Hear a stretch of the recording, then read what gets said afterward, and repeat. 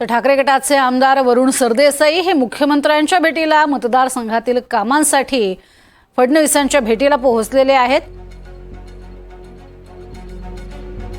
तर आपण बघतोय सुरेश धस यांनी देखील फडणवीसांची भेट घेतलेली आहे। एकीकडे वरुण सरदेसाई हे आपल्या मतदारसंघातल्या कामांच्या भेटीसाठी म्हणजेच वांद्रे हा त्यांचा मतदारसंघ आहे, या मतदारसंघातल्या काही कामांनिमित्त फडणवीसांच्या भेटीला पोहोचले। तर दुसरीकडे सुरेश धस यांनीही मुख्यमंत्र्यांची मतदारसंघाच्या कामासंदर्भातच भेट घेतली आहे। तर सर्व वेगवेगळे आमदार हे मुख्यमंत्र्यांना भेटतच असतात, तसेच धसही भेटलेले आहेत अशा स्वरूपाची प्रतिक्रिया ही देण्यात आलेली आहे।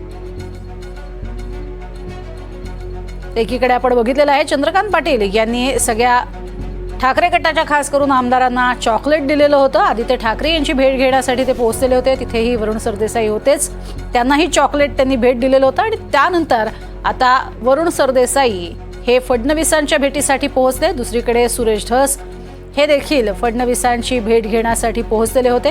हे दोन दृश्य आपल्याला पाहायला मिळत आहेत। मुख्यमंत्र्यांच्या भेटीसाठी हे दोन नेते भेटलेले आहेत। एकीकडे वरुण सरदेसाई, कारण असं सांगितलं जातंय की मतदारसंघातील कामांसाठी ही भेट झालेली आहे, तर दुसरीकडे सुरेश धस जे मसाजोग इथल्या सरपंच हत्ये प्रकरणामध्ये जोरदार अशा स्वरूपाचे आरोप प्रत्यारोप करतायत। धनंजय मुंडेंच्या विरोधात सुद्धा जोरदार असे त्यांनी आरोप केलेले आहेत आणि त्यांच्या राजीनाम्याची प्रमुख मागणी ही भाजपचेच आमदार असलेल्या सुरेश धसांनी सगळ्यात आधी केली आणि या संदर्भात संपूर्ण माहिती त्यांनी मुख्यमंत्र्यांपर्यंत पोहोचवलेली होती।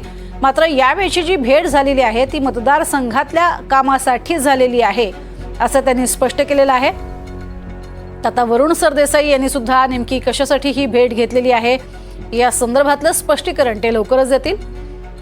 वांद्रे इथल्या त्यांच्या मतदारसंघातील काही कामकाजांसंदर्भात काही कामानिमित्त त्यांनी ही भेट घेतल्याची माहिती देण्यात आली आहे।